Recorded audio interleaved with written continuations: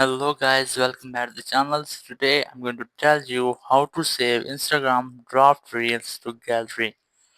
If you're using Instagram and now you want to save your draft reel to your gallery, so let's see how can you do this.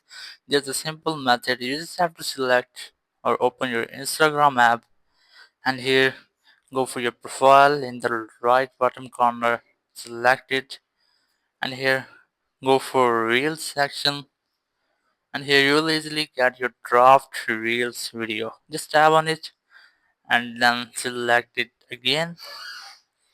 And here this inter browse will be show. You just have to select it or select on edit.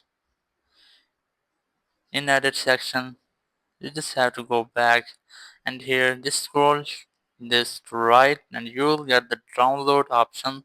Just tap on it and then tap on save to camera roll, and then it will save to your gallery or camera roll section. So that's how you can easily save Instagram draft reel to gallery.